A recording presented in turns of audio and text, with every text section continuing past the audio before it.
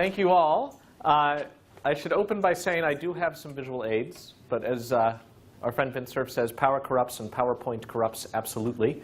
And you should feel free to jump in, interrupt, and otherwise make trouble, even as what I have to say is unfolding on the screen. I've been thinking a lot about civic technologies, and I'll define that in a second. But I'm thinking about it especially in terms of the sorts of things that are central to Singularity University.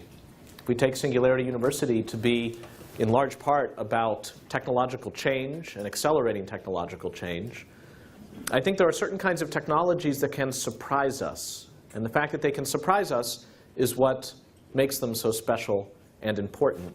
And when I think of even a singularity, of course, there's the definition in the black hole, which is, it all boils down to a point, because gravity is that much crushing.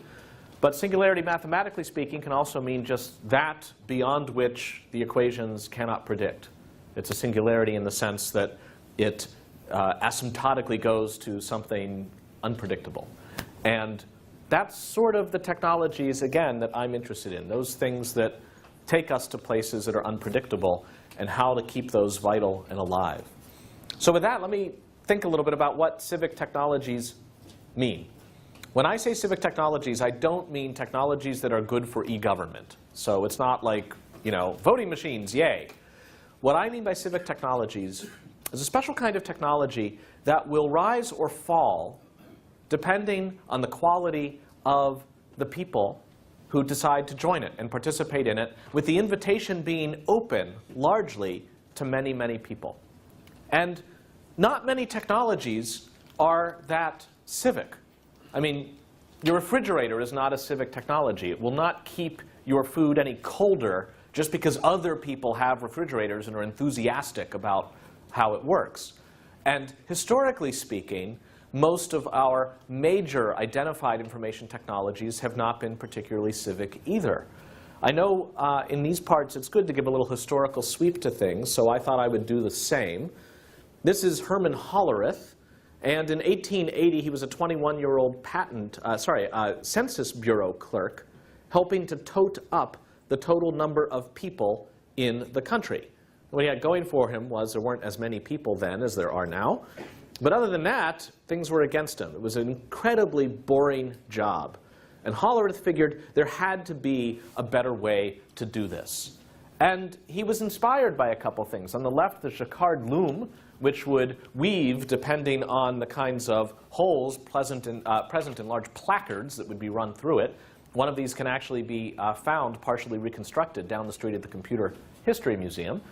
He was also inspired by a standard train ticket, where you might put a hole in the ticket to indicate the privileges or limits of the ticket holder.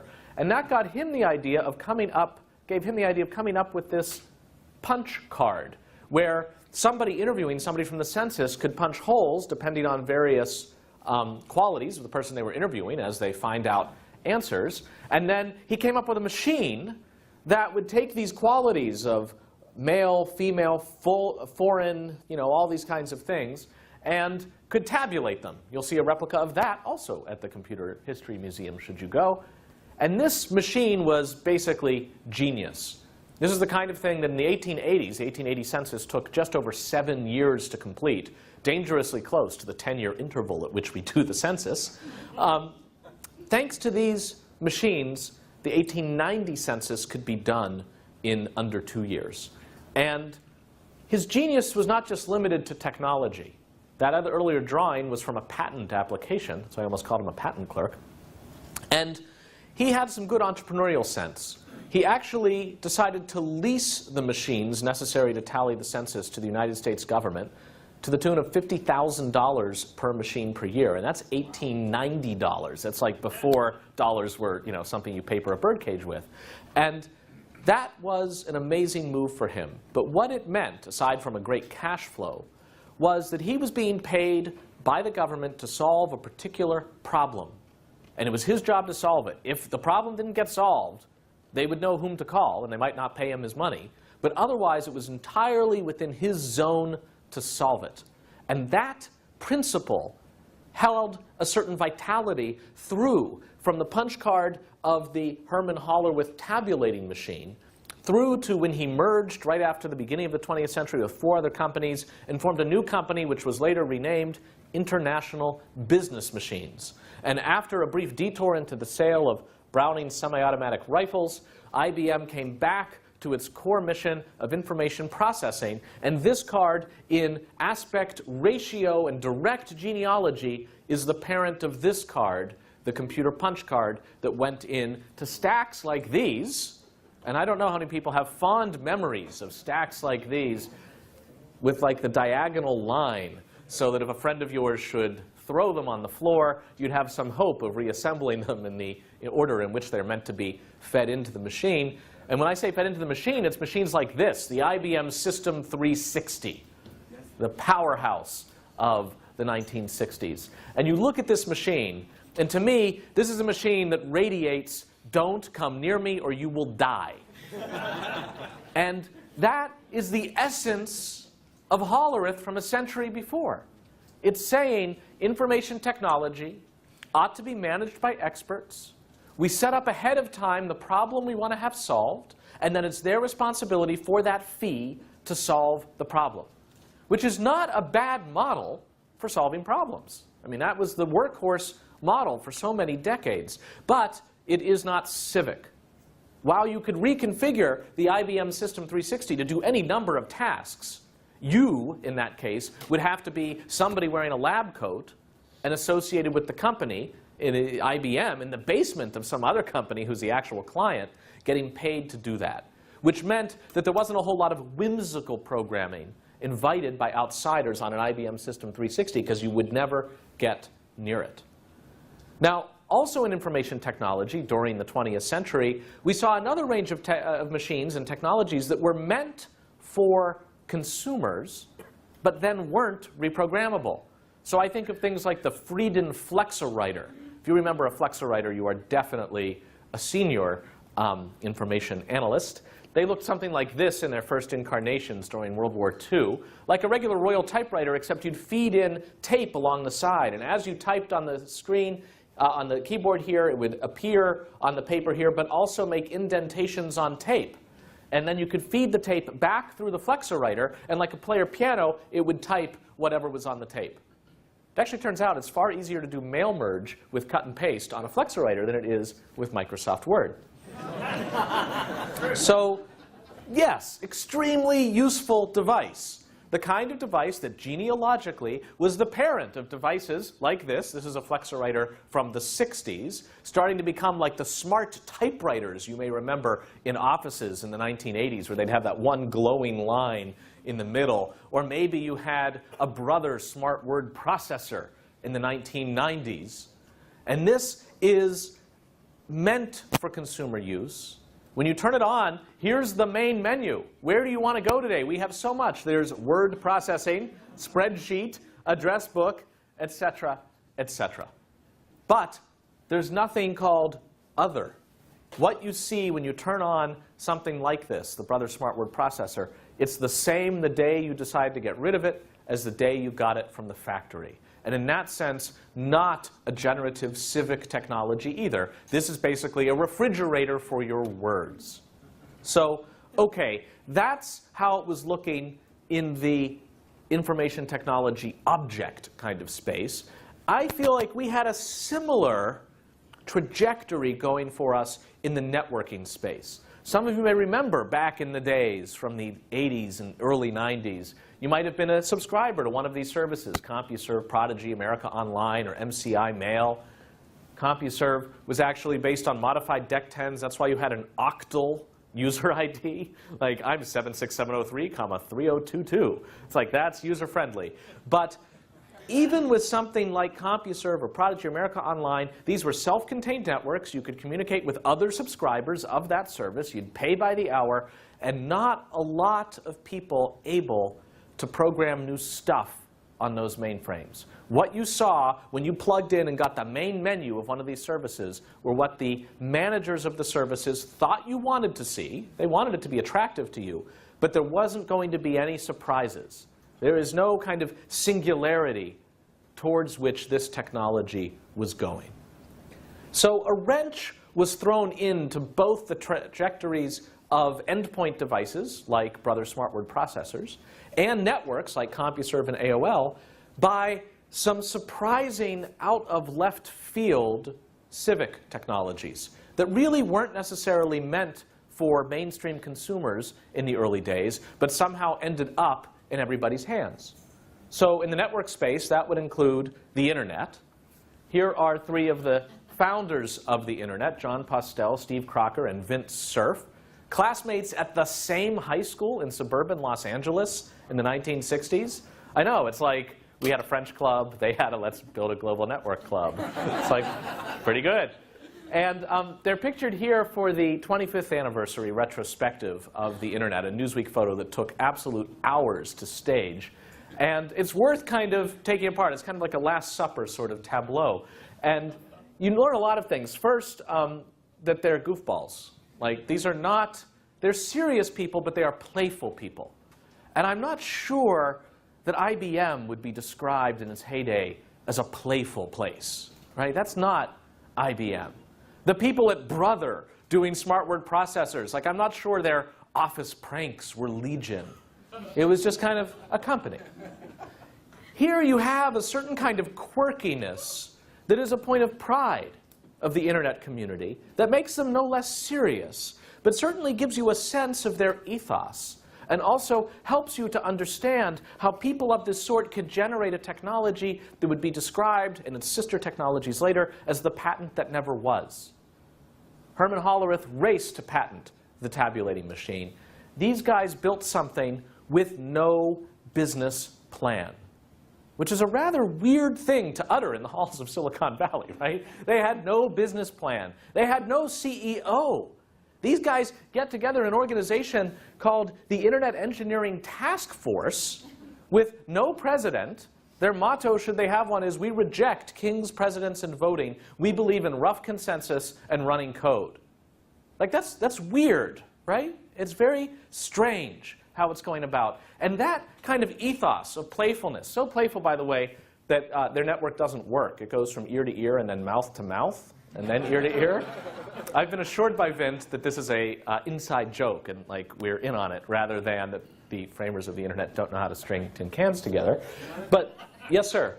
I'm unclear. What's weird about that ethos? What's weird about it is that it is an outlier ethos to the kind of technology that is the lab coat kind of technology. And that when you build a technology, you really do infuse your values into it one way or the other.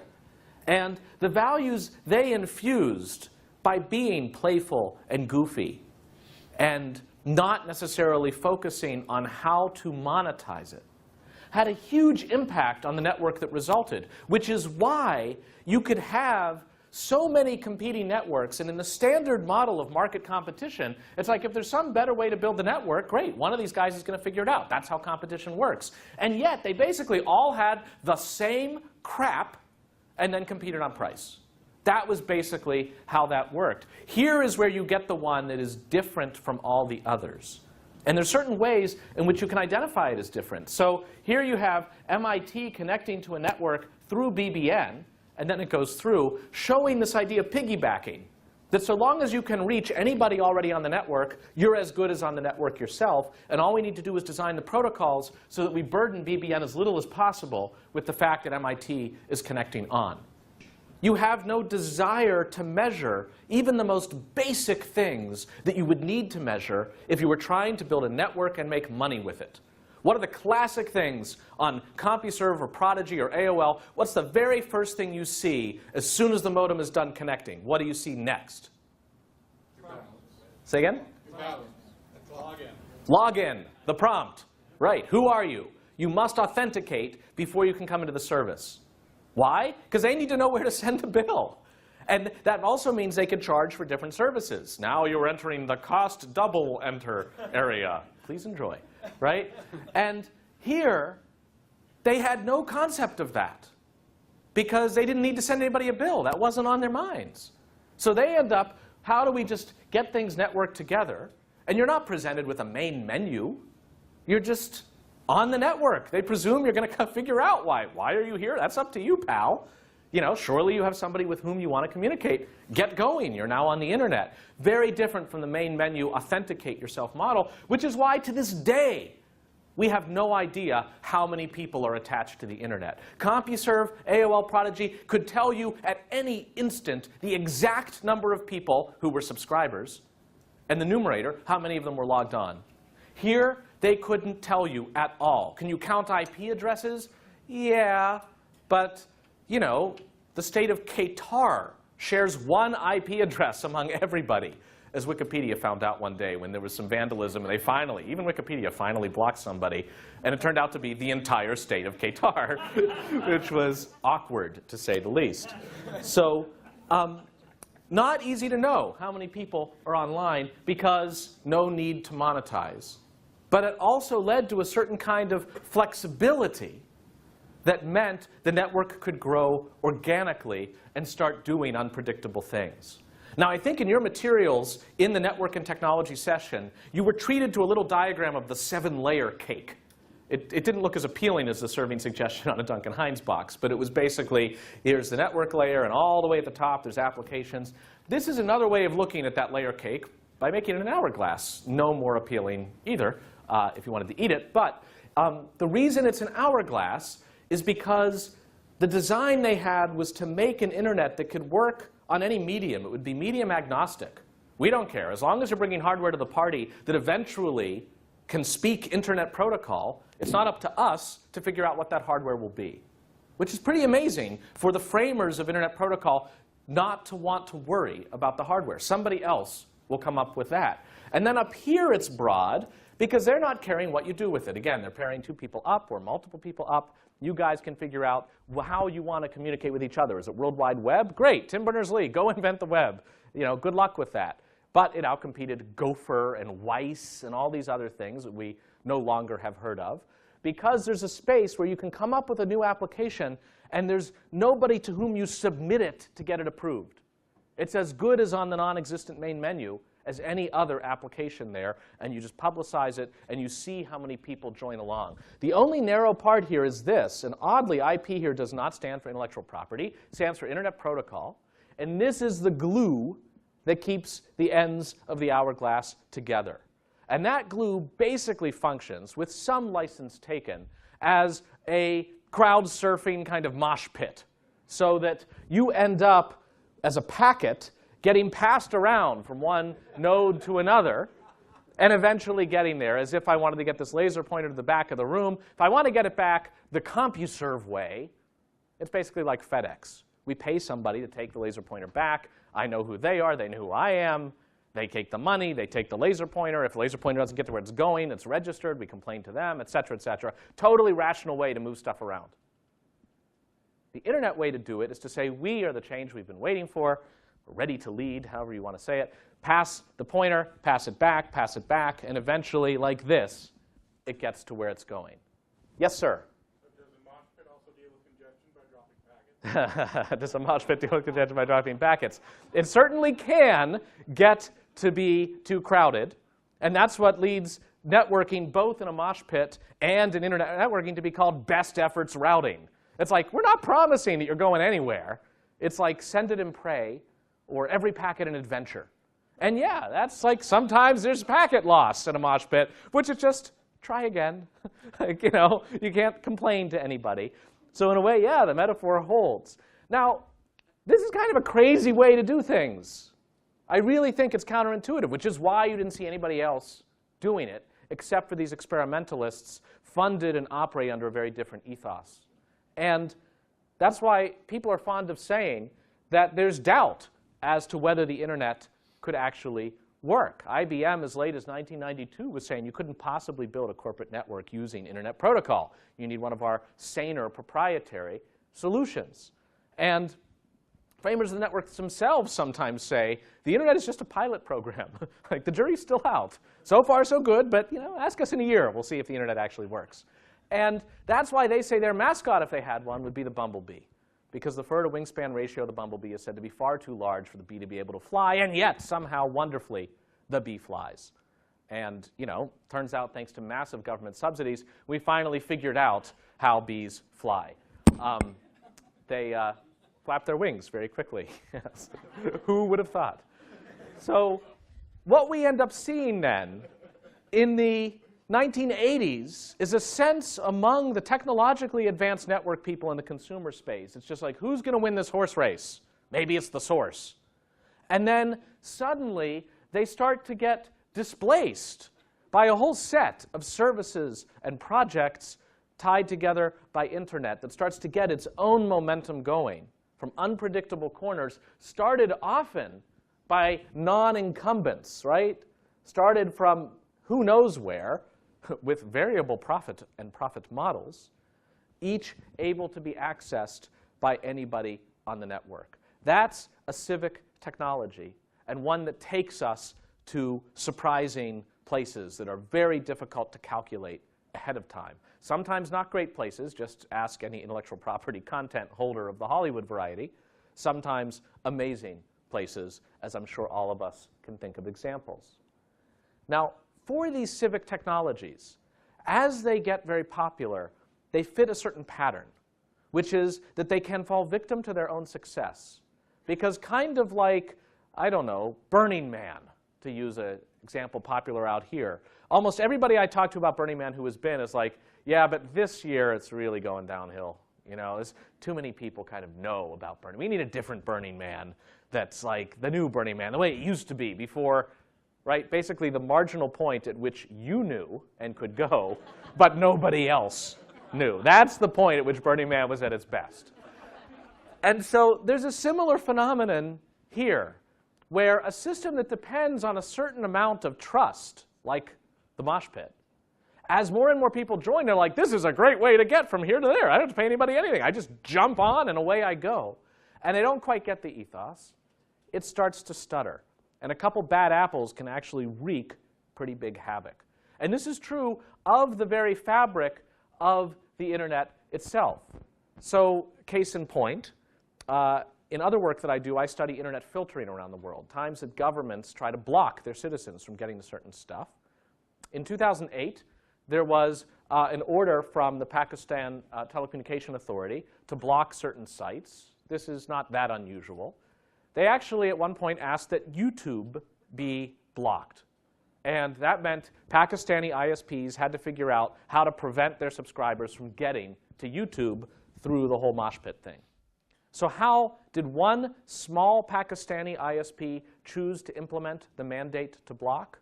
Well, this gets back to our metaphor, because when you're crowd surfing, you don't specify a destination. You're not like Brooklyn and step on it. You're just like going around. The internet needs to know about a destination, which means it needs a map.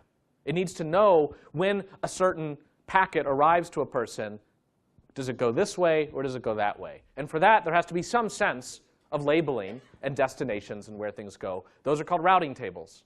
And the routing tables aren't accumulated in one central map. They could be, but they're not, for good reasons, but they tend to be distributed. So it's almost like in this room, we just do a little bit of gossip every so often. And what happens is any one of you could turn to the person on your right and exchange credentials. I see, this is who you are. Well, this is who I am. And then you turn to the person on your left, you do the same, and then you say, and by the way, this is who I saw on my right. And then they say, this is, to their left, who the person to my right saw on his right. And before you know it, through effective gossip, you have managed to have a decent enough map of the internet that packets can get where they're going. The only thing is, like a good civic technology, it relies on the gossip being honest. This takes us back to our story. How did this one ISP at Pakistan Telecom decide to block YouTube? It started gossiping to itself and to others that it had just discovered that it was YouTube. Who knew? But YouTube was right under it. And what that meant was subscribers' packets would come in aiming for YouTube, and they would stop there and be thrown away because the point was to block YouTube. But then, within moments, what happened was that, so this is the beginning moment. Now here's the next moment. Just within 2 minutes, through gossip, more and more ISPs were starting to relay their traffic for YouTube through this Pakistani ISP, which was, again, throwing it all away. And you end up then here with basically around the world, if you wanted to get to YouTube, you're sitting at NASA Ames wanting to get to YouTube, your packets were going to Pakistan and they weren't coming back. Now that's weird, right? So how is it that within just a couple hours, everything is fixed? Well, here's how it didn't happen. There was nothing in particular that YouTube or Google, the most popular website in the world, owned by the most powerful company in the world, could do about the block. So how did it happen? Well, you end up with NANOG, the North American Network Operators Group, unincorporated, no president. It's like a message board for people who like non-proportional fonts.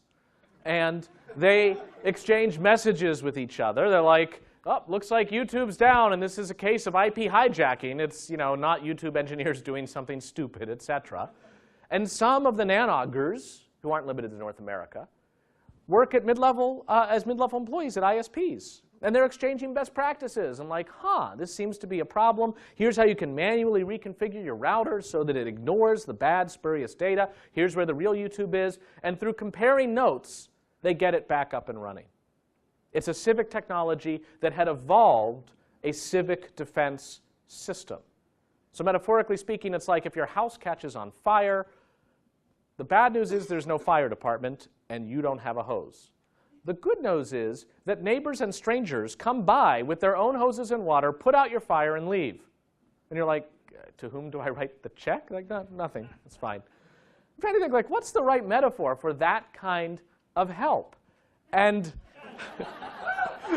I don't know. It's kind of strange, right? Like, how much can we rely on this to keep our core civic technologies afloat? But once you start seeing this pattern, you can see it in lots of places. So Wikipedia, I mean, it's the hackneyed example of people coming together in a civic way to try to produce something larger than themselves. But I think it's too easily thought of as just an enterprise that runs almost anarchically, where just random edits are made and eventually the right ones win for most of the articles, and there you go. But in fact, there are people who are defending it as it got popular, as it became the top hit on Google for Name Your Subject. It's the kind of thing for which, if you're a spammer, why wouldn't you change every Wikipedia entry to an ad for your Rolex watch? I mean, you're already the spammer that's responsible for 90% of the world's email being spam. Like, it's not conscience that's going to stop you from going after Wikipedia.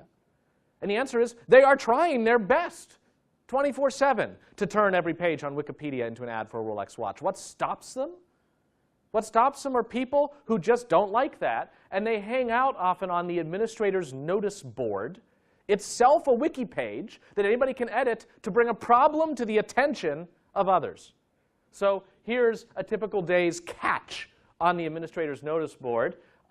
Let's see, we have, tendentious editing by user Andy VFill, and user trilemma, what happened, Anon attacking me for reverting. My favorite, a long story.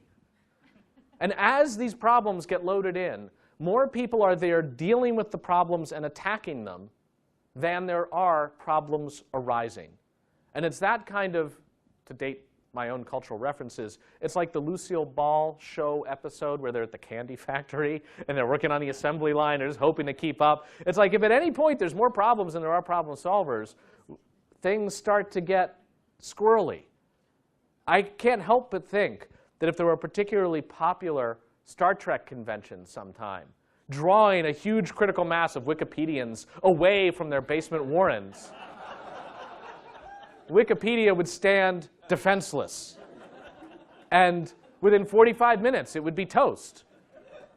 So, very unusual civic defense system solving some of the problems of a civic technology that arise once it has become popular. All right, so let's talk about one more piece of the puzzle here, which is the personal computer. Personal computer, in my view, starts in left field every bit as far out as the internet from the consumer mainstream, both in intention of its framers and in its noticeability. So this is a 21-year-old Steve Jobs introducing the Apple II personal computer at the West Coast Computer Fair in December 1977. for the first time in a convenient single-molded plastic case, you had a machine that you could buy for under $1,000, you could take it home, you could plug it into a television set, and what's the first thing you see once you've powered up your Apple II? Blinking cursor. Blinking cursor. This is kind of like the reprogrammability and inscrutability of the IBM System 360 paired up with accessibility of the Friden Flexowriter. You exactly don't get the login prompt. It's like, OK, where do you want to go today? But it's also like he assumes you'd have some idea of what you wanted to do. And if you were the kind of hobbyist he had in mind to buy it, then yeah, 10, print hello, 20, go to 10. Hilarity ensues. Like, this thing is great. Marge, come take a look. They're like, whatever. But it also meant that if you had particularly good programming talent, you could write software and then share it or sell it to anybody else that had an Apple II. And Apple had nothing to say about it. They're like, great, glad to see you guys getting together. So that's why within 2 years of the introduction of the Apple II, Bob Frankston and Dan Bricklin invent VisiCalc, the first digital spreadsheet ever. And businesses around the world are like, OMG. Apple IIs are flying off the shelves. And it turns out Apple has no idea why. They have to commission market research to figure out why their box got so popular. Completely different from the IBM way of market research and responding to needs, and then we design something, we see how it works kind of thing. That's a generative civic technology intended for many more modest things than it ended up being used for. And that's why this basic architecture that we all know ended up in the years less Apple II and more Microsoft. Here, I don't know, what vintage would we put this? What year would people say this is?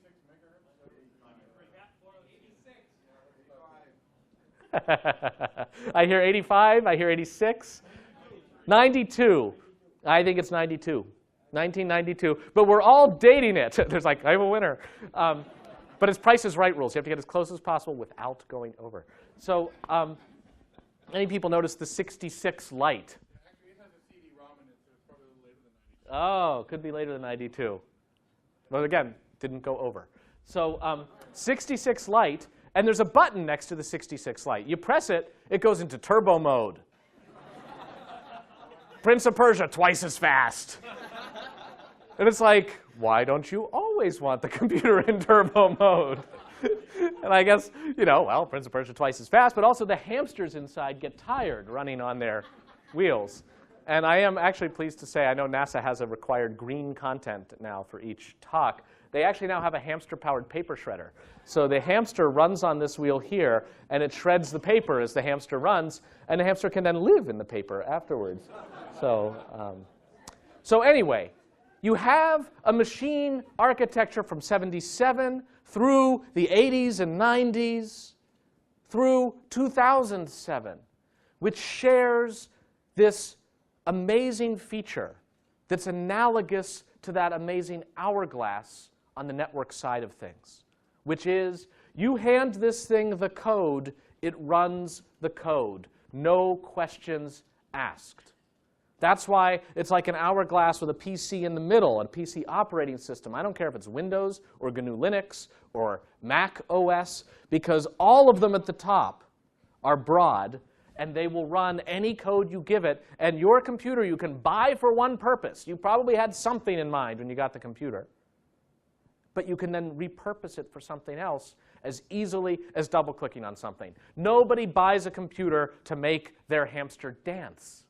But once you have the computer, it's like hamster dance is only one URL away. And you're like, I had no idea. This thing is great. But now we get to the same problem of falling victim to its own success that we have seen in the network space with the Pakistan YouTube example, and that we've seen in the Wikipedia space with the vandalism examples. Here, I don't care, again, what your platform is. You are at this moment, if you have a PC open, running huge stacks of code. And I don't care how geeky you are. You have absolutely no idea what any of these things does. And that is a problem. Because it could be that any one of these happens to have a line in it, if it's crude, that says delete the hard drive, at which point your hard drive gets deleted. That's pretty weird, right? Anytime you click on something and you get one of those boop, boop, like security alerts, red alert, you're like, whatever, it's Friday night, I want to see the hamster dance, and you go forward. You are trusting at any moment that it doesn't say delete the hard drive or slurp all the data back or go into spreadsheets and transpose some numbers at random and then go back to sleep. Your work is done. 3 weeks later, you're doing payroll, and you're like, what? Right? Very weird that we live in such a precarious situation. And I feel then like somebody describing the possible attacks on Border Gateway Protocol that the YouTube example represents before that happened. You're like, you know, any ISP anywhere could just lie about anything, and suddenly the entire world would buy it? That's weird, right? And until it happens, people aren't so sure. But this is exactly the state we're in acceleratingly popular general-purpose civic technologies. So I see articles like this, unpatched Windows PCs, if you just plug it into the wall, 4 minutes later, it has been compromised. Like, you're still trying to figure out how to get the patches loaded in. It's too late. Your men are already dead, Sergeant. Here's an article from Network World in late 2007 talking about the storm worm and how it's fighting back against researchers that seek to destroy it. It launches denial of service attacks against them, shutting down their internet access for days. As you try to investigate Storm, it knows and it punishes. It fights back. They're afraid. I've never seen this before. And you're like, am I reading Network World or a discarded script to 24? Like, this is weird, right? And our defenses against it are slight, to say the least. This is a wonderful and timeless email sent to Harvard Law School faculty and staff about an insurgence of fraudulent emails at the law school, for which, if you click on the wrong email at the wrong time, that's it. Your entire computer is compromised. So we have a list of things you need to know before you so much as dare to read an email. My favorite warning of which is this: be weary of emails that have misspellings, poor grammar, or odd characters. They are a red flag for fraud. I wrote back, I was like, I think I got one. They sent me to Oxford for 3 years. So the fundamental problem is best expressed by this: the Cap'n Crunch bosun's whistle. Prize in a box of Cap'n Crunch cereal in the early 1970s. After you've sugared up your kid, why not have her run around the house with a whistle? It's like perfect partners. But now, it turns out that if you cover up one of the two holes of the bosun's whistle and blow, it emits a tone at 2600 hertz, exactly the tone used by AT&T, the monopoly telephone provider network in the US at the time, to indicate an idle line. Pick up the phone, dial a long-distance number, blow the whistle, free long-distance telephone calling. Yeah, right, like power to us. Take that, AT&T. It's weird, right? Boxes of Cap'n Crunch cereal flying off the shelves. General Mills is like, what? Yeah, new third-party application for our cereal. Who knew? But now, AT&T could fix that, because AT&T's network was not meant to be civic. They were supposed to have a FedEx-style network. They just had poor security on it. They had no out-of-band programming. Instead, the channels of communication were also the channels of control. So there was some sound you could make, protected through obscurity, that could reprogram the network. So they're AT&T. They fixed it. They just, promulgated a new patch so that they use out-of-band signaling. Problem solved. The internet is at exactly this phase. The same channels that carry our emails and our tweets and our music are also the channels that carry executable code, whether for the network itself or for our reprogrammable endpoints. And we wouldn't want it any other way. It's meant to be a civic technology. If you tried to have a computer that couldn't be reprogrammed at all from afar, it wouldn't be a computer anymore. But that starts to point towards some of the solutions coming out as this problem is getting worse and worse, and as business models are shaping up more and more for the exploitation of these endpoints and for having zombie armies. Now, some of this was seen as recently or as early as 2003, in which Richard Clarke drafted the National Strategy to Secure Cyberspace, an incredibly thick document, the first half of which was, we're in big trouble, the second half of which was, I don't know what to do about it. Their most concrete suggestion was to create a number of information sharing and analysis centers. Here's the one for IT. They've got this like very complicated analysis center. I think that's either Steve Case or Jack Bauer. And, you know, at some point they're like, the internet's down, what do we do? It's like, we should tell people, we can't, the internet's down. Like, this episode brought to you by Procter & Gamble. It's like really short episode. So you start to see other ideas getting floated around. I had a colleague who's not very much into IT, but I think is very prescient. He said, you know, we license our hairdressers. Before somebody can come near your hair and wash it, they need to be licensed by the state. And we don't feel that we live in like Soviet Russia. It's like, you know, we're still free. That's just a consumer protection thing. So if we're willing to license hairdressers, why shouldn't we license coders whose behavior could far more impact the safety of the world than one bad perm? And I was like, like that's an awful idea. But I was like, why is that an awful idea? I know that's an awful idea.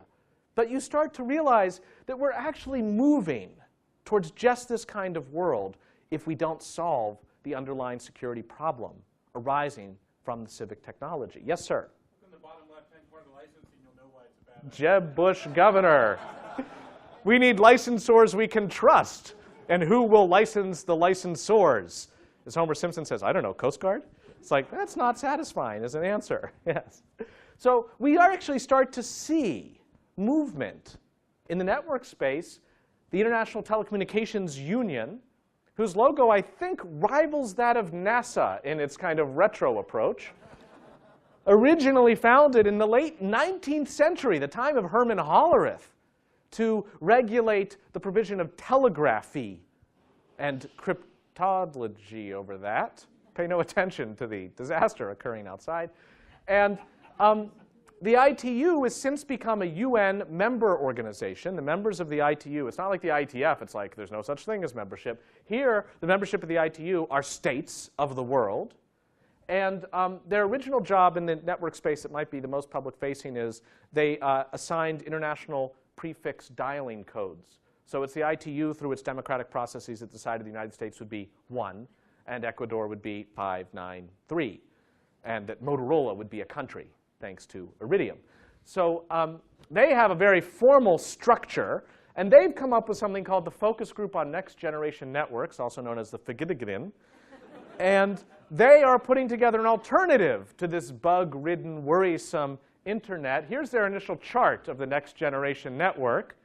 It may not be as elegant as an hourglass, but it's got so many more features. All the measurements that CompuServe and Prodigy had that the internet lacked make a return here. There's media resource control function, et cetera, all so that a given piece of data can know whether it wants to be moved. It's like, I want to send it, you want to receive it, but it does not want to budge, and the network should respect that. For copyright reasons, for classified data reasons, you name it, privacy reasons. That's what the next generation network is about to be, because it will identify senders and receivers, and then we know who the bad apples are. And I love how there's this little brown box here called Internet. It plugs into the internet over here, nothing to see. This is the next generation network. And on the computing side of things, we see a similar evolution, I believe, away from this architecture that has given us so much, but that also is now so problematic from the 30 years after which it was founded. We see a movement, for example, of the PC towards what I would call information appliances that are internet aware. Remember, the internet is ecumenical. It'll take anything that plugs in and speaks IP. So your TiVo can plug in and start speaking IP. And even though your TiVo might have GNU Linux inside screaming to get out, your remote for the TiVo is a remote. And that's basically how you operate the TiVo. Very, very, very few people have figured out how to hack their TiVos. And I gotta say, it voids the warranty. So it's like a dangerous thing to do. And there's a whole range of devices that are of this tethered nature, where even though you hold it in your hands, how they behave can change over time. It's not like the Brother Smart Word processor, but the only way it changes over time is not because you program something or Dan Bricklin programs something like VisiCalc. It's because Amazon on the Kindle chooses to send it a software update. And that power, which is just so routine, turns out to be incredibly fundamental. It's how Amazon can announce a Kindle that will read books to you through an experimental text-to-speech feature. The publishers have a small cow over it.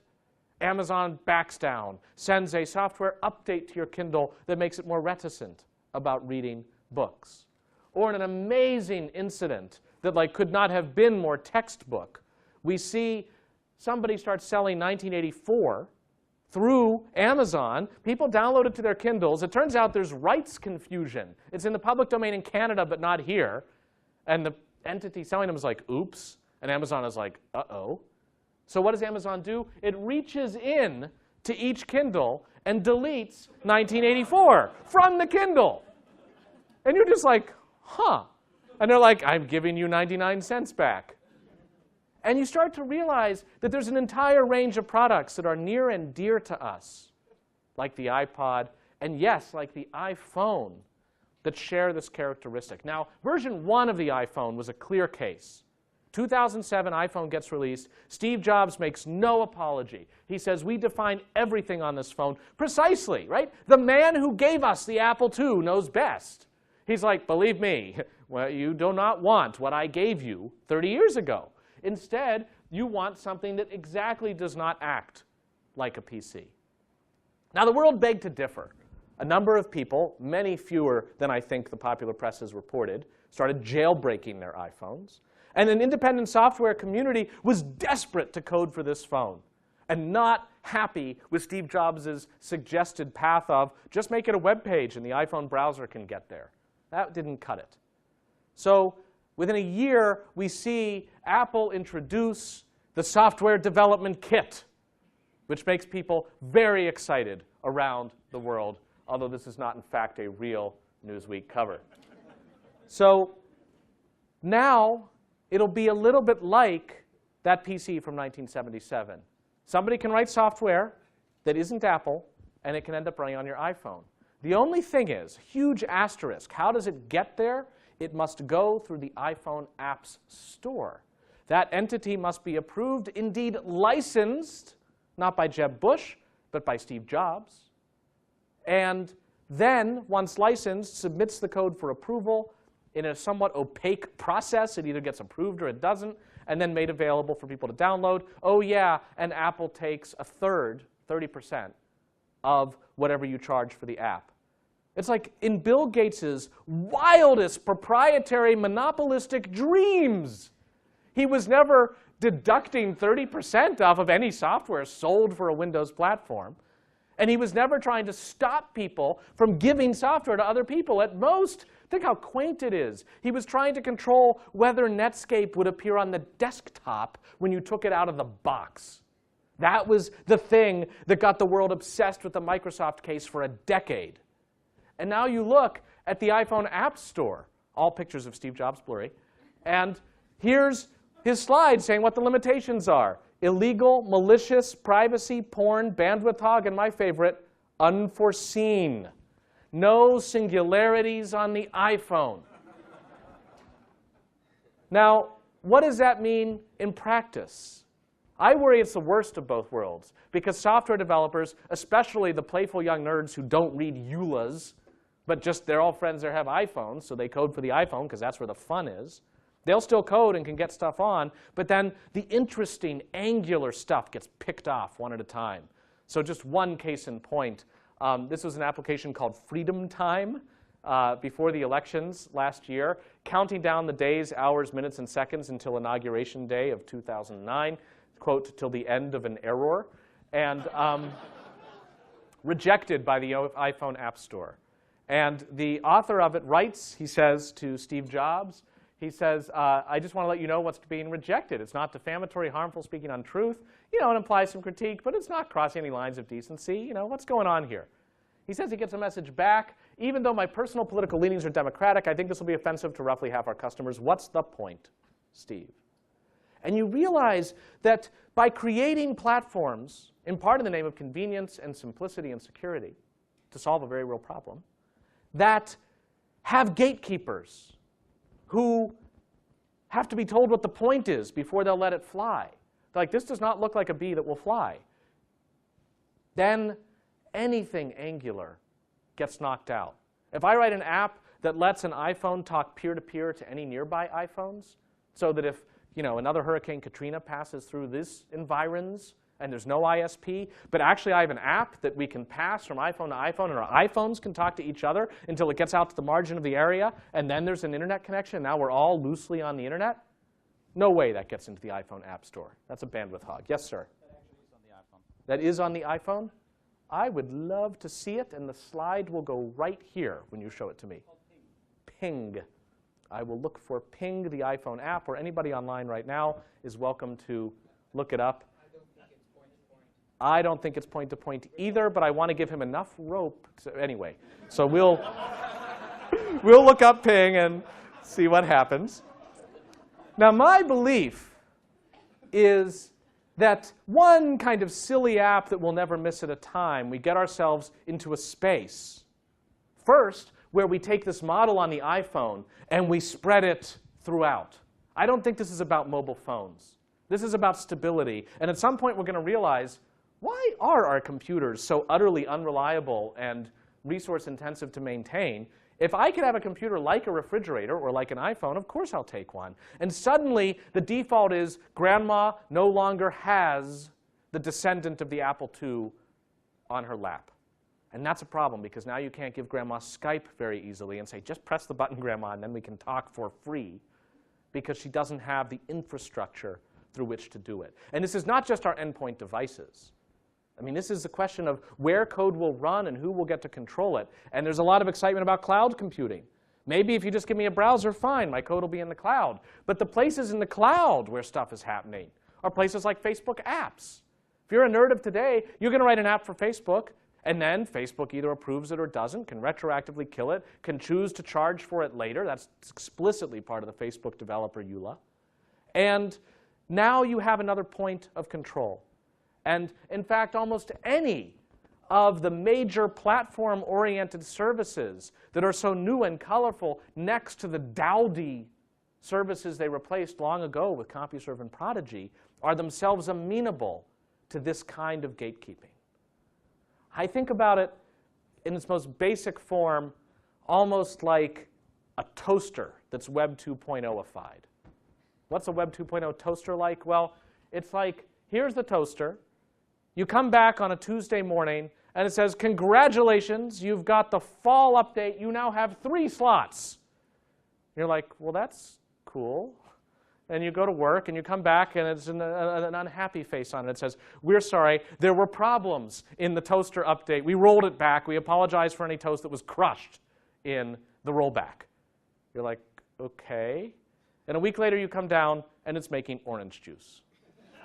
And at this point, you're like, what did I buy? You didn't buy a toaster. You didn't buy anything. You have entered into a long-term service-oriented relationship with a breakfast-oriented provider. And they are going to do their best to figure out what will please you when you wake up and are hungry. And it may or may not agree with what you want. And that is a weird form of control, not just because of the power it gives the vendor, but because now the government has just a handful of phone numbers it can call in order to accomplish any regulatory end it wants, previously not so easy with a Civic technology. So some examples of that. I don't know how many people are familiar with TiVo. Probably a lot of people have TiVo, digital video recorders or something similar. EchoStar made a counterpart DVR. It's the dish system, but it has DVR functionality. TiVo, in the meantime, gets sued by Gemstar for patent infringement. After many years, TiVo wins, at which point the hunted becomes the hunter. TiVo immediately turns around and sues EchoStar for patent infringement. They sue them in Texas, Beaumont, Texas. Motto, plaintiffs always win. TiVo wins. EchoStar loses. Owes TiVo approximately $95 million in damages for patent infringement. So far, just a normal run-of-the-mill case, nothing to see here, folks. But The TiVo lawyers are very smart. They ask for something more, and they get it. They get an injunction from the judge ordering EchoStar within 30 days to disable the DVR functionality in all but 192,708 units of these infringing EchoStar DVRs. In other words, congratulations, you've received the fall litigation update. You now have a brick. That's what the judge was ordering EchoStar to do. Bonus question to figure out why some arbitrary small number of them would be spared. Here's the answer. I actually had to call the lawyers and get them to tell me under the Chatham House rule. And the actual answer is that part of the damages were for lost sales of TiVo DVRs, sales that didn't happen because EchoStar was there as a competitor in the market despite infringing the patent. At that point, when EchoStar has paid, they've bought those VTRs from TiVo. Like now TiVo has earned money. So to fry them would be double dipping. So those EchoStar DVRs should be saved as if they were TiVo's. How do you decide which ones to save? My idea, essay contest. Why not? Why I should have my DVR spared. But this is a remedy that from a legal point of view is unremarkable. Of course you can ask that the infringing objects be destroyed. It's like a warehouse full of knockoffs, burn them. But it's totally new. Because before, if you bought a mousetrap and it was infringing some patent, maybe the maker of the mousetrap goes down with a $90 million judgment, but the patent police don't kick in your door saying, do you have any mice traps? And you're like, I don't know. So example number 2. Some people may have OnStar bundled with their General Motors or other vehicle. Some Volkswagens have this as well. It has GPS functionality, turn-by-turn navigation, a little rearview mirror with a button in it. You press the button and a little voice comes over the speakers. Hi, how can we help? There's even an emergency button. You just speak into the rearview mirror. You say, help, help, I've fallen and I can't get up. And this lady, this is the actual lady, will send help. OK, nice feature. FBI gloms onto this feature. And it sends the administrative paperwork over to a company that offers OnStar-like services. And it says, there is a car containing people of interest to the FBI. We want you to send a firmware update to that car's system, simply turning on the microphone in the rearview mirror. And at all times, anything said in the cabin of the car gets fed automatically to the FBI. The company, as you might guess, had a small litter of kittens and then did it because they could. They then turned around and filed suit against the US government saying that this exceeded the authority of the FBI under the Wiretap Act. They did so anonymously for obvious business reasons, leading to the wonderfully captioned case, The Company versus the United States of America. I am not making this up. The company loses in the district court in an opinion under seal. It goes on appeal to the Ninth Circuit. We have no idea what will happen is the motto of the Ninth Circuit. And the company wins on the thinnest of reeds. The opinion says that the company wins because the so-called minimization requirements of the Wiretap Act are not met because the way the FBI asked for the system to be programmed, it goes to the FBI at all times. If the people in the car actually fall and can't get up and ask for help, it goes to the FBI, which presumably will not come and help. So that's a problem. If you can make it so it goes to the FBI at all times when you ask for help at conferences in the lady, perfectly legal under the law of the Ninth Circuit. How often is this happening? We don't know. We don't have the right to know. No member of Congress has asked for data. We don't know. We just know this one case that got through because the company got worried. And it's not just OnStar, you start to realize. You start to realize that within this room are a bunch of devices that are reprogrammable at a distance by their vendor in a privileged way for which your cell phone mic could be turned on remotely, not when you're in a call, just as an ambient microphone. And you suddenly realize that through our consumer preferences, we have built a surveillance-capable state with just a few orders that would have otherwise taken years to build. Now, I don't want to bring up 1984 again. It's like Hackney. There's a Godwin's law for using 1984 to describe a privacy invasion. The best I can say here is it doesn't really apply, because in 1984, there was a screen in the house and you knew what it was for. You could go in the corner and whisper. Here, it's a little more subtle and worrisome. So it shows to me the flip side of civic technologies. It shows that when there are technologies that can move ahead or change drastically without having that barometer of public adoption and acceptance that is the hallmark of a civic technology, you can have changes affected in society that don't have the safety valve of the public saying, enough, we won't take this anymore. Yes, Salim. In your opinion, how extensive is this literal phenomenon? My guess is we have not yet hit the knee of an exponential curve of this becoming routine. I think it's probably rare right now. Why do I have that instinct? I'm not sure. It's not that data heavy because the data itself is secret. But supply creates demand. You just know that with this opportunity and how easy it is to listen in, why would you possibly want to do a black bag job and pay people to sit, with the ill-labeled truck outside that's like Max's Donuts and the alligator? It's like, why would you possibly do that when you can do it some other way? Yes, sir. So estimates suggest 30% of personal computers are owned by someone else. They're Yes. bought it. And this, in theory, was done by crowds of teenagers Yes. In Ukraine. What if the teenagers happen to be working for a state? Well, isn't it hard to believe that some state intelligence agency hasn't thought of that? Well, we have some examples. And in certain footnotes, I've put the examples we have in Chapter 5 of the book from which this was drawn. The FBI had a program called Magic Lantern, which was basically run-of-the-mill malware managed to be put on the machine through hook or by crook, for which then the FBI would have pwned the machine instead of the teenager. The interesting thing is they went to Symantec and asked Symantec not to allow the Symantec antiviral engine to notice Magic Lantern.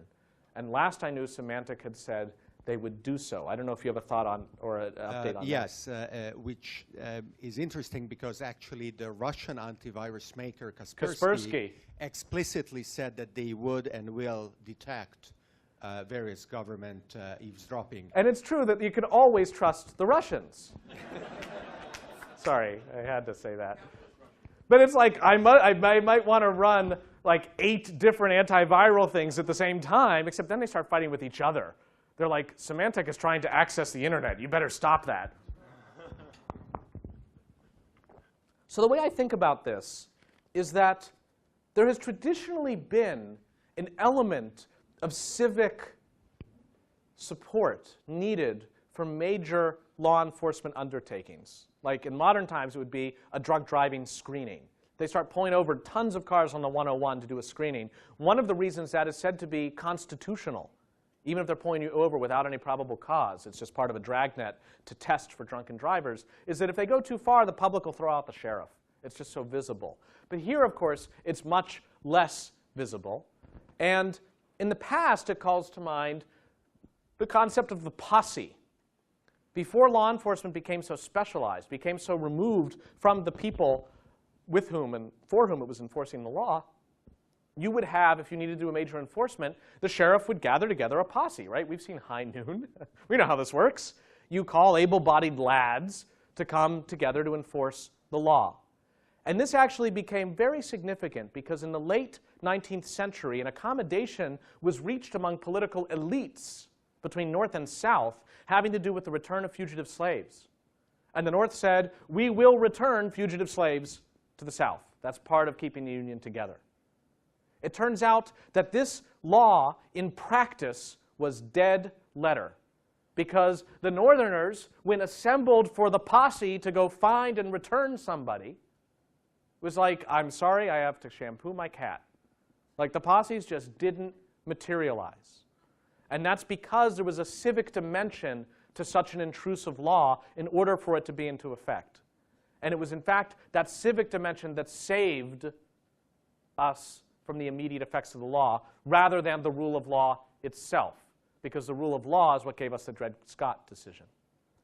So to me, the question is, how can we deal with the very real problems occasioned by civic technologies in the mainstream that have not yet organized a civic defense system, without turning to architectures that seem appealing at first glance, but that are so closed and controllable by a concentrated set of parties that it amounts to the license to code that many of us may have instinctively worried about, and that unduly allow for government regulation. That's what I'm concerned about. And maybe, you tell me, Salim, I can offer a few thoughts on that, or we could open it up to discussion right now. I know we're kind of running late generally today. What's your pleasure? Let's hear some thoughts. A little bit more? Yeah. Okay. So one thought I've had is that we ought to try to cultivate civic defense configurations for those technologies that have yet to attain them. So that includes two organizations of which I'm a part, both nonprofits, StopBadware.org and the OpenNet Initiative. The first, which is tasked with dealing with the malware problem in a way that isn't just the Patriot missile battery, shoot them down of Kaspersky and Symantec and everyone else. And second is the OpenNet Initiative, whose purpose is to track what previously has been unmeasurable because the internet was not built with measurement in it, to show internet blockages around the world of the sort that I mentioned when talking about the Pakistan example. And for each, what I aspire to is a simple dashboard on your screen where you can devote some of your general purpose PC's cycles and bandwidth to working on each of these problems, and a little bit of your own knowledge if you've got any, and then in exchange, you will be given a readout that bears on these problems. So we've created a project called Herdict, as in verdict of the herd, worst name ever for a project. Particularly bad because we chose as our icon the sheep. And sheep come in flocks. But we couldn't bring ourselves to call it Flockdict. So at least it's not that. So if you have ideas for names, we're all ears. So this is the PC herdometer, where your PC relays its vital signs back anonymously to other members of the herd. So you actually get a sense for the health of the overall network, meaning the health of the stuff attached to it. And you start with playful things like hard drive space. You know, where in the histogram does my hard drive size fall, or my processor speed? And as each day goes by and other people upgrade, you can see your computer getting crappier and crappier. You know, that kind of thing. And eventually, you can start to say, I'm about to double-click on the dancing hamster. Do I want to do this? And you can ask a simple question of the herd. How many self-identified experts in the herd click on the dancing hamster versus the rest of us? And very quickly, you'll see that some software that many people click on, the experts steer away from. And that gives you news you can use of the sort of like a two-wheel drive, four-wheel drive switch in your car. You need to know a little bit to work it, but it's not rocket science. And the same thing for filtering. I did some of the first studies of internet filtering in 2002 in a systematic fashion, and was interested in finding ways to basically crowdsource that, which has given rise to a project called Herdict Web, where in Herdict Web, as you're surfing around, if you can't get somewhere, you can push a button and say, I can't get there from here, what's going on?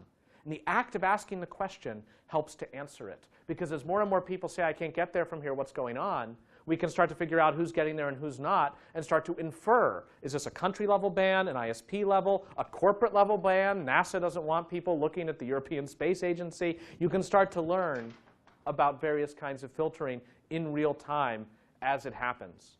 This system went live in February. It now exists not just in English, but in Chinese and Arabic. We have Farsi coming online shortly, and soon to have Russian. And the basic idea appears to be working. Does it get blocked? Short answer, not yet. Our first milestone of success built into the business plan is when are we worth blocking? We know we've done the others, when are we worth gaming? And we have plans for that, which I can disclose at a later time. But there's an app for that. Recently, Herdict picked up reports of Amazon.com being filtered in China. And the Wall Street Journal picked it up and went to Amazon. Amazon said, everything's fine. I don't know what they're talking about. They came back to us. And our project manager, without talking to me, was like, we stand behind our anonymous crowdsourced reports. I was like, we do? And before I could retract it, it turns out Amazon was being blocked in China. And Amazon didn't know it. And then they came around and were like, yeah, we're being blocked in China. And so especially as we have these debates about network neutrality and other things, I'm hoping we're bringing on the tools that, like the civic defense systems of Wikipedia, of Nanog, are starting to show how we can, without needing to be rocket scientists ourselves, start to have some knowledge about things. Yes, Salim? Assuming you've chatted with Ethan Zuckerberg at Global Voices. Ethan Zuckerman is a fellow of the Berkman Center, where Global Voices was hatched. Okay. So yes, we've been talking to him. So a woman named Casey Kinzer in early this year did a weird project called Tweenbots. She took cardboard robots, put a smiley face on them, put a Radio Shack simple motor in them that made them just drive forward at a slow but constant rate, and then put a flag on them with a desired destination in the first person. Please help me, I would like to get to X. Then she released them on the streets of New York City. Now, I don't know. My hypothesis might be that people would call DHS. Like, this is weird, right? Instead, people helped get the robots to where they were going. Here is one robot released in the northeast corner of Washington Square Park. After the intervention of over 40 people, it got to its destination in the southwest corner. In Boston, she'd be in jail. There was that. Well, that experiment was done at Logan Airport, a big no-no. But yes. Yes, exactly. Yes, Star Simpson is the MIT student that ran a more ill-fated test project. Now, I don't know. We can draw a number of things from this. Certainly, if somebody went to commercial with this, it's tweenbots.com, and it's like you're just supposed to help stuff get on its way, but you don't get a cut. That might not work so well. Although people do Yelp, so go figure. But you see other phenomena taking place, like couch surfing. And my guess is in the heart of Silicon Valley, right? How many couch surfers or people who know of couch surfing here? Right? A number of people. Almost everywhere else, you would never get over 50% of the people knowing about it. This is a civic technology that has all the features of a bee that should not fly. Right? Dan Hoffer is like, I've got it at last, a service that will pair up people who want to sleep on a stranger's couch for free with strangers far away who would like someone they don't know to sleep on their couch for free. It's like, damn, why didn't I think of that, right? And yet, couch surfing starts to take off. And it's pretty incredible. Now, it will face its own civic defense moment as criminals find out about it and use couch surfing to steal stuff or worse. And there'll be some moment where there'll be the couch surfing killer. You know it. Fox will report it. How couch surfing deals with this is exactly the generative civic pattern that I've been talking about for all these technologies, and they know it. They're working on nanogs and other reputation-based systems not to compromise the decentralized nature of it, but to try to make it reliable. And as I think about just how popular this is so far, it's exactly that kind of unexpected singularity that itself is riding on top of a network for whom you didn't have to persuade Steve Jobs, what's the point? So there was a time in the 50s, the time of the Flexowriter, that like it was perfectly sensible to hitchhike. Like you could actually hitchhike, and it was like, that's fine. Given the age dispersion in the room, how many people have hitchhiked before? Right, a lot of people. How many people have hitchhiked within the past 5 years? Burning Man does not count. Burning Man is outside the space-time continuum. But right, that's weird, right? What is it that turned this bucolic, if bored scene into this? And I mean, partly it was popular culture, but it's also just a few incidents and a few bad apples, and then it's like, we're all going to CompuServe. Don't leave the door open on your way out. And yet, I then take hope. I see in Craigslist, there's like a rideshare board. And you're like, there's a rideshare board?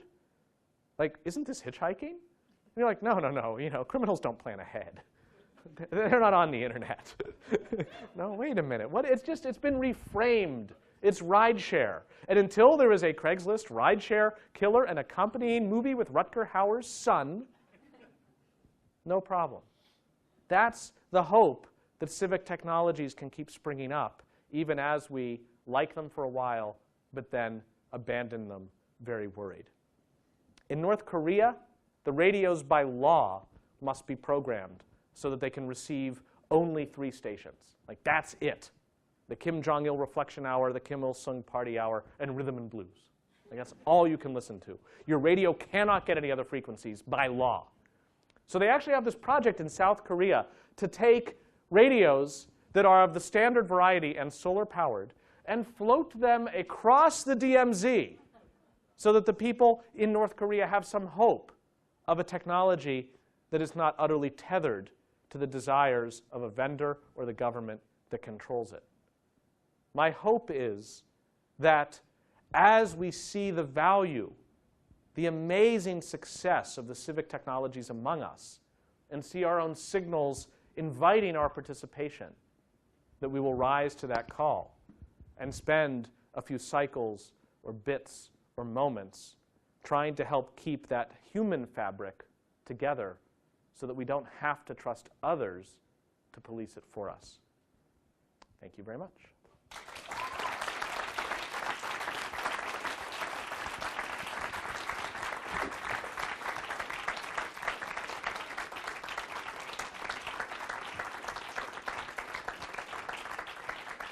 Thank you. A few questions, if people are up for it. Over in the corner?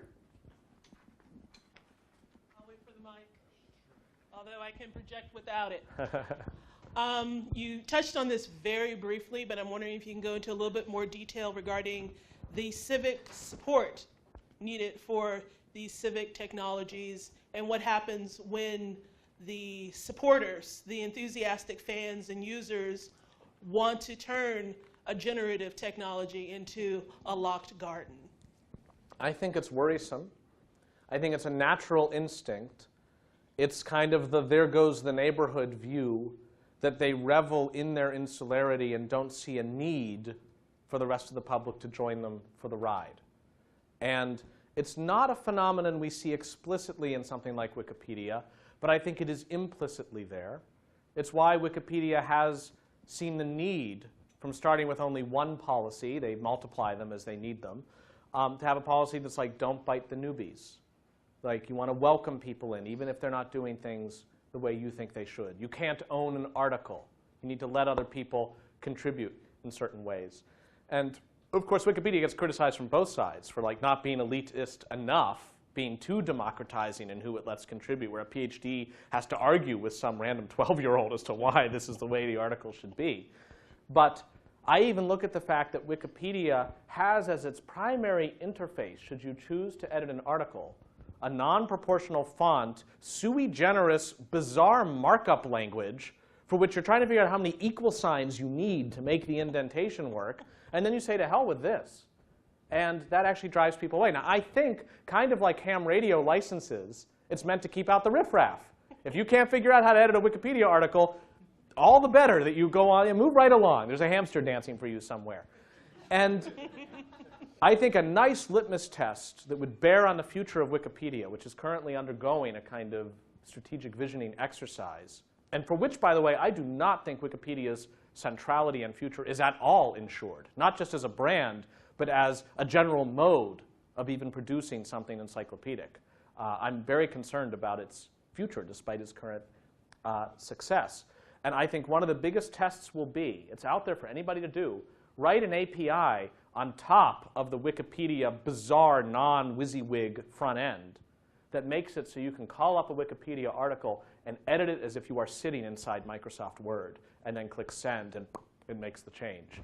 At that point, you would have a step function change in the number of potential contributors. And I think a number of Wikipedians would be queasy about that, thinking they can only absorb so many tourists at a time.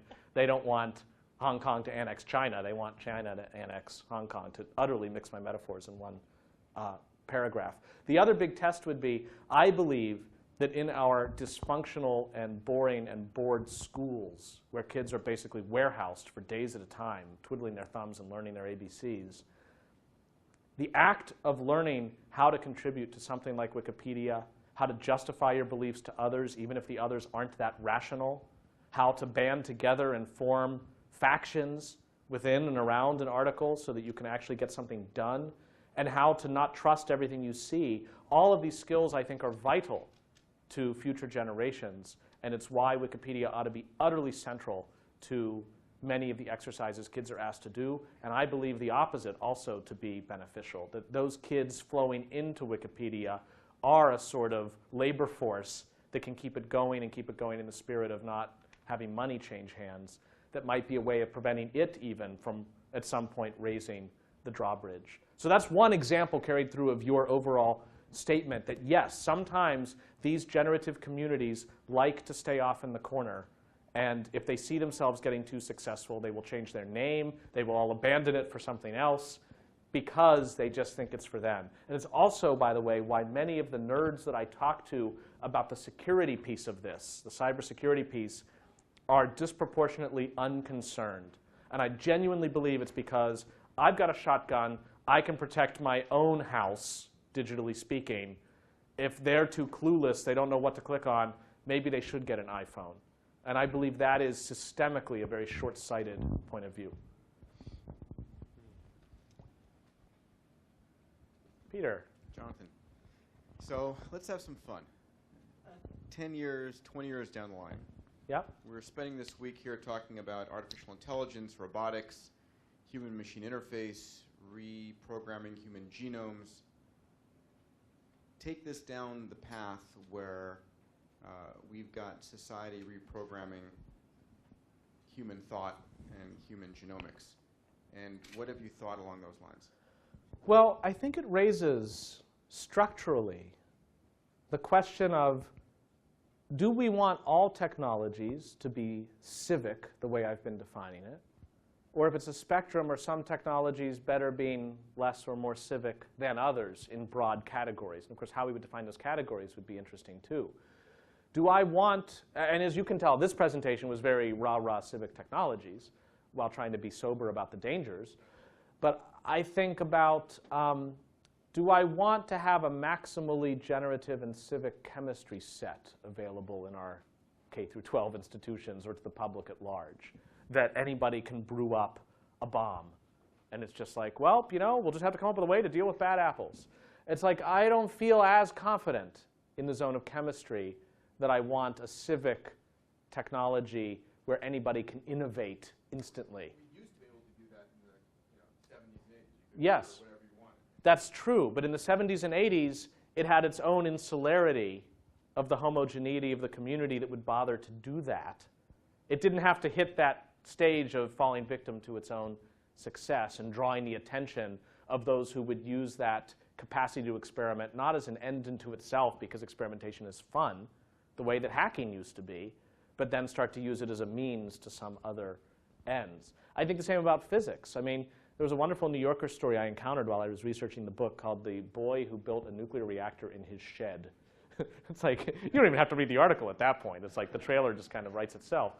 But it's like, all right, you know, there are some technologies so sensitive with impacts so profound, especially if they are viral impacts, if it's something that you could click and spread it from person to person.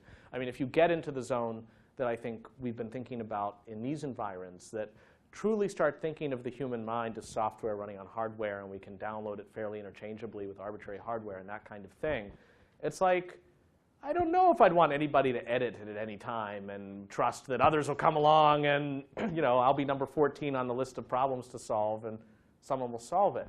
But then you still get into all these questions of, all right, well then who does watch the watchers and who would we put in a position of responsibility there? And that's why, despite the fact that I have almost not at all mentioned law, either in the answer to your question or in the entire presentation, this is a cyber law issue, and it's a cyber law presentation because it's Lincoln's questions at Gettysburg. It's like, are we capable of governing ourselves? And what are the mechanisms by which we do that? And sometimes we do it in very formal ways. We have that vote in the House of Representatives, and we open up the electoral college votes, and we count them one at a time with everybody watching. And at other times, it's much more industry self-regulation, or let's just trust that on a given subway car, somebody isn't going to run around and try to hurt everybody. That's why we don't have a cop in every subway car. Each technology and technological system probably will call for its own system for creating and maintaining some semblance of order amidst the desirable chaos. And I just don't mean to pretend that the same size will fit all.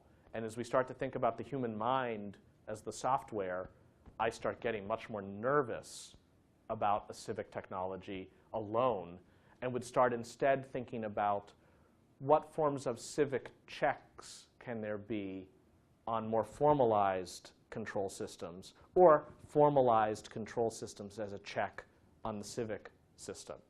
That would be where I'd start to dig in. I don't know if you have other thoughts on that, or others have thoughts on this question. We have remarked during these days sometimes that it would be desirable to have actually policy discussions beforehand, so that when the technologies emerge, there is some thinking already, where should policy go? And to me, it looks like that we have had what we wished for, but it doesn't really attain our goals, as we have the secret negotiations, multilateral negotiations of ACTA, the anti-counterfeiting trade agreements, Yes. which to me look perfectly attuned to prohibit 3D printing Yes. technologies Yes. to be ever made available to Yes. consumers. And by the way, they are also fixing and patching Yes. things looking backwards by outlawing fair use, mandating Yes. criminal punishments for DRM, I get it. et cetera, et cetera. Yes. So how do you think when you have these kinds of global dealings Right. behind the scenes of any democratic oversight, Right. what should citizens do?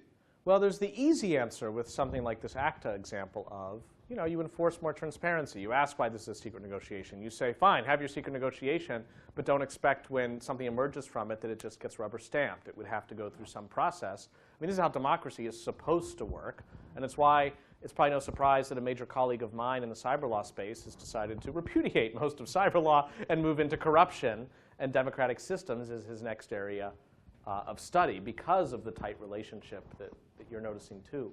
But what I figure is that that's not as much a story for our purposes about the dangers of government regulation as it is pointing out that once interests are established, cash flows are happening, and things are less likely to surprise us. We think we know what the alternate futures hold. That's when you start to see public choice issues and gaming of systems, and the interests all just start writing checks to get what they think will be the winning configuration for them.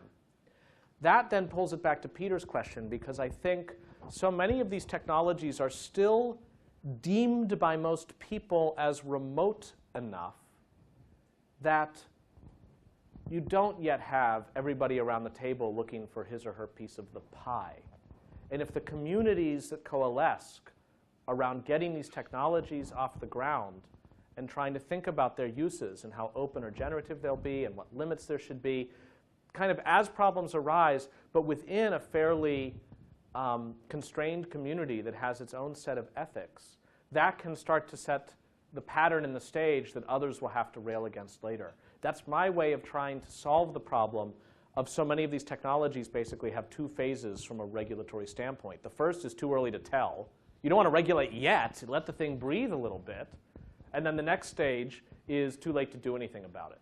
It's like, well, now it's understood how it's going to be. You can't possibly upend copyright at this late stage or upend the structure of the internet at this late stage. And that's why I'm aware that some of the processes out there, of which the next generation network that I showed you the slide of is just one. Stanford has a clean slate project. AAAS and MIT are doing a let's rethink it from ground up. And it's just so hard to do that self-consciously because you know how this ends. And so it has such a different feel from the early design days of the internet, the way the documents and the participants portray it, because precisely we know the stakes. So the fact now that we don't exactly know the stakes, we just have this sense that this could be big, I think puts extra responsibility on the people bringing it about, who believe enough in it to be turned out in a room like this to talk about these new technologies, to be thinking through the policy and ethical implications. Because better that the enthusiasts kind of sort out some stuff early than waiting for the regulators to come in later and do it. Yes? The biotech community took a crack at this in the mid-'70s with the Asilomar conference. What do you think about that approach? We now have a hybrid of self-regulation and government. Well, my sense is it could certainly be worse, right? Like, I'm not sure the world would be better off had that process not happened. I don't know your view on if you think somehow there's innovation that hasn't taken place that should have taken place because people have been too fearful of what's inside Pandora's box. What's your sense of that? Certainly the stem cell problem was somewhat unrelated to the concerns that those people had. Yes. With Asilomar, that was sort of religion related. Yes. But I think that the Asilomar folks really basically got it right. Yes. The innovation has been quite substantial. Yes. And has not been severely hampered Yes. by their original guidelines. Yes. And I think, too, then, we're looking at a process that did not emphasize utter concern about stakeholder representation. It did not formalize every category of stakeholder that must be at the table, and then either a noisy consensus-oriented process where it gets watered down so much that you got nothing at the end, or a vote. Oh, we eked it out by one vote because that guy went out to get pizza, so like we win. Right. And many of our decision-making processes that we think are needed to do something as important as affect a policy have those qualities to them. Either they're these consensus-oriented, heavy process stuff, or it's we take a vote, we have either a member of Congress or you're not, and when you're there, here's how the rules work. So I like approaches that try to run down the middle of that don't get so obsessed with process, that basically, we reject kings, presidents, and voting. We believe in rough consensus and running code. Right. That's the hope we place in that form of policy They were setting. working backwards from first principles. Yes. Yeah. Yes. Over here? So hi, Ted Zucker. So we have plebiscites and we have policy that's done in various ways. Yes. And yet I wonder how long are any rules, no matter how you come to them, useful? And what are some examples of what's rough numbers of rules that last forever or don't? And how do you kill dead rules and who kills them? In the technologies I've been studying the most, rules are almost after the fact. They exist. You can hear Wikipedians citing chapter and verse. This is POV, this is NPOV, and there's all sorts of other rules now. Wikipedia has a ton of them, including a rule that says, don't let the rules get in the way of building a great encyclopedia, for which then the codicil to that is, if you find yourself invoking this rule, you are probably wrong. There's a reason the rules exist.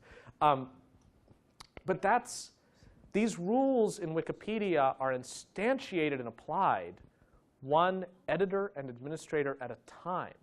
There is an arbitration committee, an ARBCOM, that's supposed to render judgments when there's a real dispute, and they have this evidence production. You see them inventing the law of the U.S. courts, one painful step at a time. I was at Wikimania 2003 at Harvard, where for the first time ever the ARBCOM was in the same room.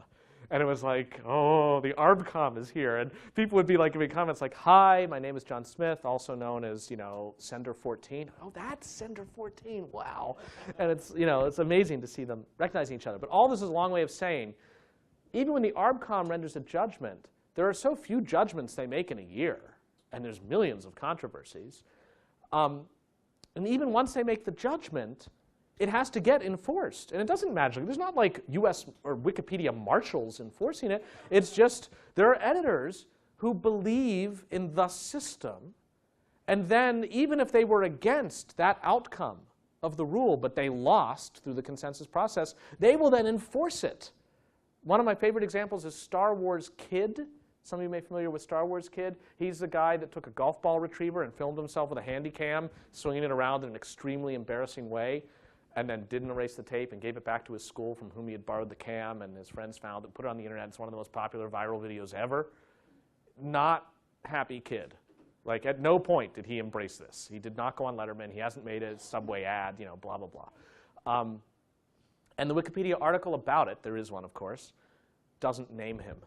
And on the discussion page that is attached to every single article, this is where you talk about the article if you're one of the editors or just curious, has a huge debate over whether to name him, because the mainstream media named him. You could Google him pretty quickly. And it's like, this is a fact. Wikipedia is about facts. We put the name in. And other people were like, no, I don't think you should put the name in. It's like not material to knowing about the phenomenon, and his parents have specifically said he doesn't like it, and blah, blah, blah.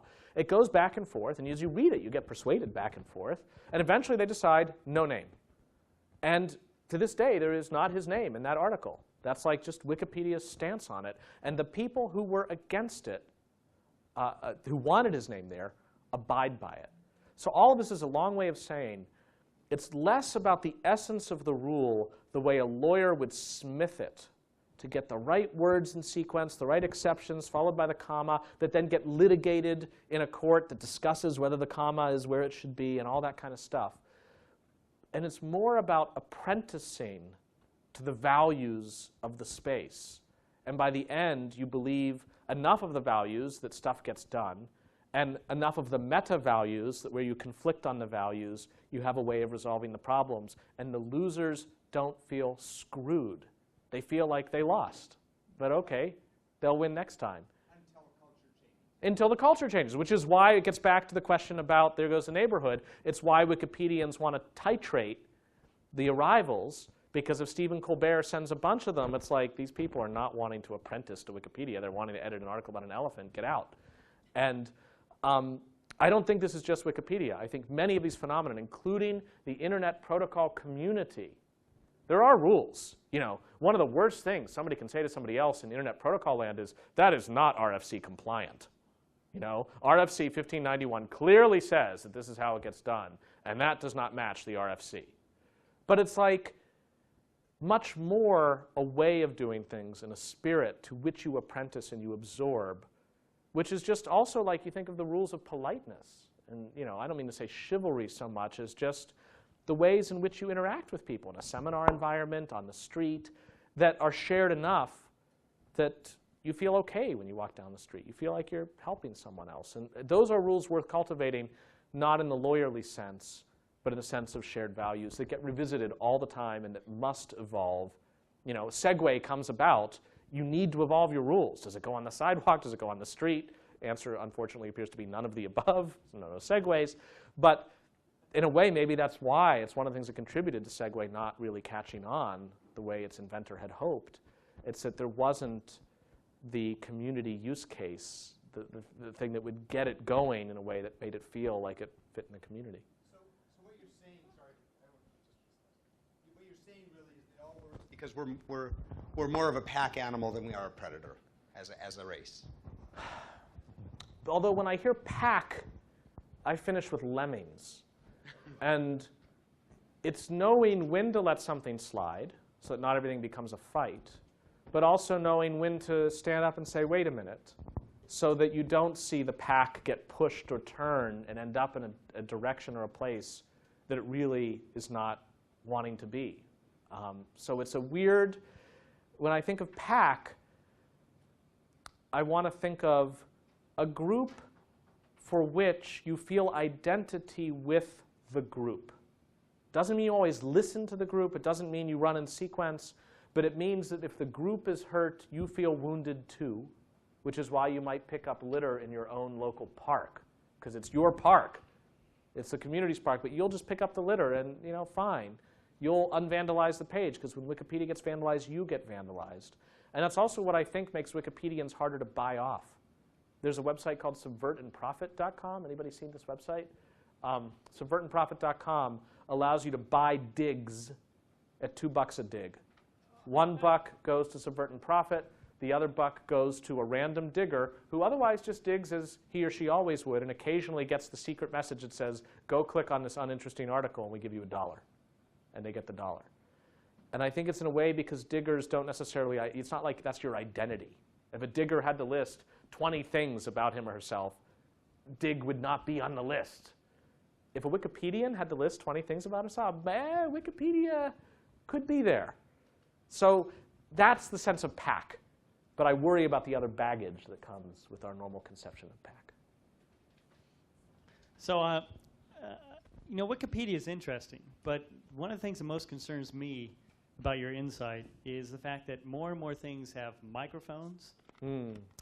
And it's not just your cell phone and your computer, though I do want to note that I can't take my battery out of my iPhone. Other than pulling the battery out of an application, it does concern me that people say, assume my refrigerator, my clothes, everything I'll be able to interact with. Everything will have OnStar. Exactly. Right. So talk about removing your privacy.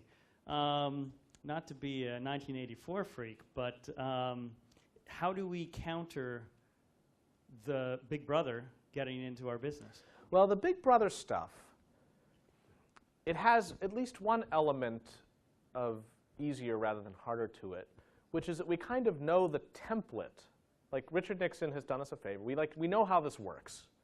And it still may mean they have more tanks than we do, or the law doesn't come to help when it should. But we basically do have decades of experience in building a society that is sensitive to civil liberties. It gets tested sorely again and again. The price of freedom is eternal vigilance, et cetera, et cetera. But we know how to make the rule of law more or less function. We know when it is not functioning, and we can call it out. So long as we've got sufficient transparency. And it's like we have freedom of information laws. So there are governments that are aware and that are imbued with characteristics that are designed to restrain those very governments. It's why the OnStar case raises, to my eye, Fourth Amendment issues. And I believe, in fact, was wrongly decided by the Ninth Circuit.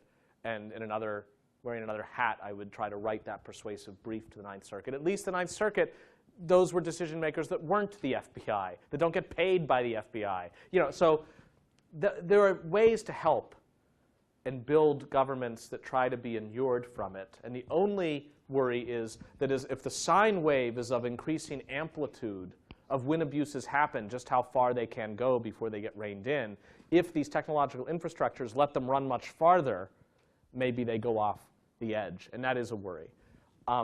It's why, in part, I would be in favor of building technological infrastructures that have technological limits on abuse, not just legal limits. When Amazon promised after the 1984 incident that they were changing their policies so they would not do this again, I'm like, well, that's great, but we need to figure out how to build a Kindle so that you can hook it up to a computer and back up the contents. And we can even have light DRM. This is not an anti-DRM rant. It's like, I just need to know that if you get ordered by the government with the gun pointing at you, I don't care about your new policy, you're killing 1984 right now, or you are excising this copyright infringing or defamatory passage, that I've still got my backup. And ditto for Google Books. We need to have it so that when a book has a canonical copy in the cloud, and a library of tomorrow doesn't have rotting stacks of paper in the hopes that somebody might one day want to take it out, but rather terminals and printing on demand that get to the cloud copy, we need to make sure that that cloud copy integrity is not challenged. And at the moment, there's no real plan for that. It's like, well, why would that happen? It's like, well, I can write you the warrant that would insist that that happen, or the judicial ruling. There are ways around this, and it's actually a nice function for libraries where they can actually download their own copy. Occasionally, the copies compare against each other, a checksum, and where there's been a tweak, suddenly we're aware of it. So some technological ways of dealing with it. It doesn't solve the problem of peer-to-peer privacy invasions. That's where I thought you were going with your question, about if there's a sensor or a microphone in everything. This is why now, if you really want some kicks, go back and just look on YouTube with a search term of angry teacher or road rage, and put that together with basic facial recognition. And it's like, you'd better be on your best behavior at all times, because that indiscretion you just had where you flipped off somebody on the road, or the kids finally got to you and you told somebody that, yeah, sit down and shut up, that's now possibly going viral.